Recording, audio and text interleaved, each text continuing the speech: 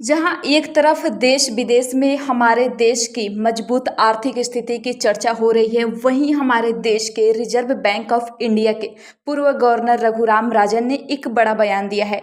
उन्होंने कहा कि भारत को चाहिए कि वह अपनी संरचनात्मक समस्याओं को सुलझाए, तभी वह मजबूती से उभर सकता है। रघुराम राजन ने पीएम मोदी के 10 साल के कार्यकाल में भारत की अर्थव्यवस्था पर विस्तार से बात की है। राजन मानते हैं कि बीते सालों में लोगों पर निवेश नहीं किया गया है। वो कहते हैं इंफ्रास्ट्रक्चर के लेवल पर नीतियों को लागू करना बेहद मजबूत रहा है। चिंता की बात यह है कि अर्थव्यवस्था को और उदार बनाए जाने की जरूरत थी, लेकिन सबसे बड़ी चुनौती और चिंता की बात यह है कि हमने अब तक मानवीय पूंजी विकसित नहीं की है, हमने लोगों में निवेश नहीं किया है। महामारी गुजरी है और बहुत से बच्चे पीछे छूट गए हैं। कुछ राज्यों को छोड़कर हमने उन बच्चों पर निवेश नहीं किया है। उन बच्चों को वापस स्कूलों में लाने में हम नाकाम रहे हैं। कुपोषण अभी भी 35% है, जो कि सब सहारा अफ्रीका के कई देशों से स्वीकार्य नहीं है।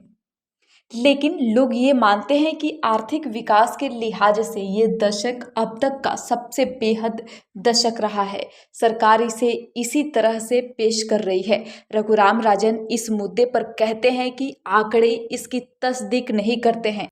आंकड़े ये कहते हैं कि हम 7-7.5% की दर से बढ़ रहे हैं। हम महामारी से पहले के दौर की स्थिति से 4-5% पीछे चल रहे हैं। आप बेरोजगारी के आंकड़ों को देखें तो स्थिति चिंताजनक लगेगी। सरकारी नौकरी के लिए आवेदन करने वाले लोगों के आंकड़े देखें। रेलवे की नौकरी के लिए 1,20,00,000 लोग आवेदन कर रहे हैं। ये सब कुछ मिली जुली स्थिति का संकेत देते हैं। हाँ, अच्छी चीज़ें हुई हैं, लेकिन हालात उतने भी अच्छे नहीं हैं। यूनिवर्सिटी ऑफ शिकागो के प्रोफेसर राजन ने ब्लूमबर्ग को भी एक इंटरव्यू दिया है। इसमें उन्होंने कहा कि चुनाव के बाद भारत में जो भी नई सरकार आएगी, उससे लोगों की शिक्षा और स्किल पर गंभीरता से ध्यान देना चाहिए। राजन ने कहा कि बिना शिक्षा और स्किल के भारत युवा आबादी का फायदा नहीं उठा सकता है। उन्होंने कहा कि 1 अरब 40 करोड़ की जनसंख्या वाले देश में 30 से नीचे की उम्र वालों की तादाद आधी से ज़्यादा जिन दावों को बढ़ा चढ़ाकर पेश किया है, उन पर भरोसा करना एक बड़ी गलती होगी। भारत के राजनेता चाहते हैं कि लोग इन दावों पर भरोसा करें और ऐसा माहौल तैयार हो कि लोग भरोसा करने लगें। ये फिर से सरकार बना रहे हैं। प्रधानमंत्री नरेंद्र मोदी ने लक्ष्य रखा है कि भारत को 2047 तक विकसित देश बनाना है, लेकिन रघुराम राजन इस लक्ष्य को खारिज करते हैं। राजन ने कहा कि यह बहुत तार्किक नहीं है, क्योंकि भारत के बच्चे बड़ी संख्या में उच्च शिक्षा हासिल नहीं कर पा रहे हैं और बीच में ही पढ़ाई छूटने की दर बहुत ज़्यादा है। राजन ने कहा, हमारी श्रम शक्ति बढ़ रही है, लेकिन इसका फायदा तभी मिलेगा जब अच्छा रोजगार हासिल होगा। भारत के लिए सबसे ज़रूरी यह है कि वो अपनी श्रम शक्ति को रोजगार मुहैया कराएं और नए रोजगार पैदा करें। राजन ने भारत के स्कूली बच्चों की पढ़ने की क्षमता पर भी सवाल उठाया है। उन्होंने कहा कि ग्रेड 3 के केवल 20.5% बच्चे ही ग्रेड 2 के टेक्स्ट पढ़ सकते हैं। राजन ने कहा कि भारत की साक्षरता दर वियतनाम जैसे एशियाई देश से भी नीचे है। उन्होंने कहा कि ऐसे आंकड़े हमें निराश करते हैं। हमें मानवीय संसाधन में गुणवत्ता की कमी दशकों पीछे धकेल रही है। रघुराम राजन ने कहा कि 8% टिकाऊ वृद्धि दर के लिए भारत को अभी बहुत कुछ करने की जरूरत है। भारत की अर्थव्यवस्था को लेकर जो उम्मीद की जा रही थी, उसमें ये आंकड़े निराशा पैदा करते हैं। भारत में तेजी से हो रहे विस्तार का फायदा उठाने के लिए विदेशी निवेशक भारत का रुख कर रहे हैं। इसी के मद्देनजर सरकार का अनुमान है कि आगामी वित्त वर्ष में वृद्धि दर 7% से अधिक हो जाएगी। इस वजह से ये दुनिया में भारत को सबसे तेजी से बढ़ती बड़ी अर्थव्यवस्था बना रही है। राजन का कहना है कि मोदी सरकार उच्च शिक्षा में सालाना बजट बढ़ाने की तुलना में चिप मैन्युफैक्चरिंग में सब्सिडी पर अधिक खर्च करने की नीति अपना रही है, जो कि गलत रास्ते पर चलने वाला है। सेमीकंडक्टर के बिजनेस को भारत में चलाने के लिए 760 अरब रुपए की सब्सिडी दी गई है। जबकि उच्च शिक्षा के लिए 476 अरब रुपए बजट में दिए गए हैं। राजन ने कहा कि शिक्षा प्रणाली को ठीक करने के काम की जगह चिप मैन्युफैक्चरिंग जैसे हाई प्रोफाइल प्रोजेक्ट्स पर सरकार का ध्यान अधिक है, जबकि उसे इन उद्योगों के लिए प्रशिक्षित इंजीनियरों को पैदा करने की जरूरत है। उन्होंने कहा, मुझे चिंता इस बात की है, हम प्रतिष्ठा के लिए परियोजनाओं पर अधिक केंद्रित हो गए हैं, जो एक बड़े महान राष्ट्र की महत्वाकांक्षा की ओर इशारा करता है, जैसे कि चिप मैन्युफैक्चरिंग, लेकिन हम उन आधार को छोड़ रहे हैं जो कि एक टिकाऊ चिप मैन्युफैक्चरिंग उद्योग में योगदान देते हैं। शिकागो यूनिवर्सिटी के बुथ स्कूल ऑफ बिजनेस में फाइनेंस के प्रोफेसर राजन वैश्विक अर्थव्यवस्था के जाने माने टिप्पणीकार हैं और साथ ही वो भारत की नीतियों को लेकर खुलकर बोलते रहते हैं।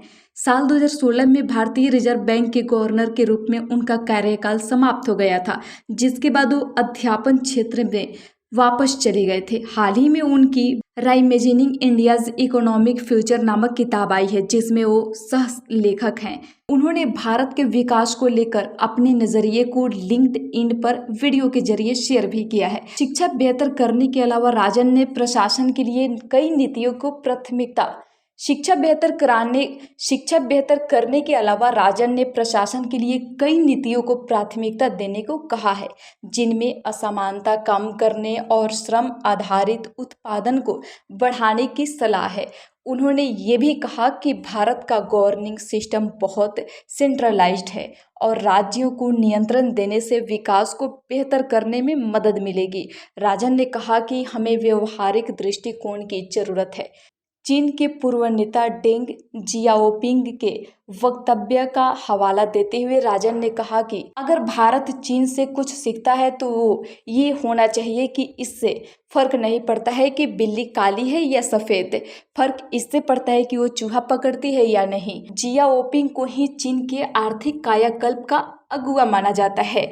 यह पहली बार नहीं है जब रघुराम राजन ने मोदी सरकार को निशाना पर लिया है। इससे पहले भी वह मोदी सरकार की कथित बहुसंख्यकवादी राजनीति को लेकर आलोचना करते रहे हैं। अक्टूबर 2019 में राजन ने कहा था कि बहुसंख्यकवाद और निरंकुशता से देश अंधकार में जाएगा और अस्थिरता बढ़ेगी। राजन ने कहा था कि भारत की अर्थव्यवस्था में वृद्धि दर टिकाऊ नहीं है और लोकप्रिय नीतियों के कारण खतरा है कि अर्थव्यवस्था कहीं लातिन अमेरिकी देशों की तरह न हो जाए। रघुराम राजन ने भारतीय अर्थव्यवस्था में सुस्ती के लिए नोटबंदी और जीएसटी को जिम्मेदार ठहराया था। अमेरिकी की ब्राउन यूनिवर्सिटी में ओपी जिंदल लेक्चर में राजन ने कहा था कि सरकार पर प्रोत्साहन पैकेज को लेकर काफ़ी दबाव है। रघुराम राजन IMF के मुख्य अर्थशास्त्री भी रहे हैं। राजन ने भारतीय अर्थव्यवस्था में आई रुकावट के लिए मोदी सरकार में सारी शक्तियां के केंद्रीकृत होने का जिम्मेदार बताया था। उन्होंने कहा था कि मोदी ने अपने पहले कार्यकाल में अर्थव्यवस्था के लिए कुछ अच्छा नहीं किया, क्योंकि इस सरकार में सारी शक्तियां एक जगह थीं। ऐसे में सरकार के पास अर्थव्यवस्था को लेकर कोई दृष्टिकोण नहीं था, मंत्रियों के पास कोई ताकत नहीं थी, ब्यूरोक्रेट्स फैसले लेने को लेकर अनिच्छुक थे, गंभीर सुधार के लिए कोई आइडिया नहीं थी। राजन ने कहा था कि यहाँ तक कि सीनियर अधिकारियों को बिना कोई सबूत के हिरासत में ले लिया गया है। मैं इस बात को लेकर दुखी हूँ कि पूर्व वित्त मंत्री को बिना कोई जांच के जेल में कई हफ्तों तक रखा गया है। संस्थानों की कमजोरी से सभी सरकारों के निरंकुश बनने की आशंका रहती है। ऐसा 1971 में इंदिरा गांधी के वक्त में भी था और अब 2019 में मोदी के वक्त में है। तब रघुराम राजन की आलोचना को जवाब देते हुए बीजेपी में विदेश मामलों के प्रमुख विजय चौथाईवाले ने ट्वीट किया था, एक पूर्व RBI प्रमुख ने सरकार चलाई और देश ने 10 साल खो दिए। मोदी का शुक्रिया कि भारत अब ये गलती नहीं दोहराएगा। चौथाईवाले अपने ट्वीट में नाम लिए बगैर मनमोहन सिंह पर निशाना साधा, क्योंकि पूर्व प्रधानमंत्री मनमोहन सिंह भी पहले RBI के गवर्नर थे और 2004 से लेकर 2014 तक वह भारत के प्रधानमंत्री रहे थे। रघुराम राजन की इस बात पर आप कितना सहमत हैं, कमेंट बॉक्स में जरूर बताइएगा।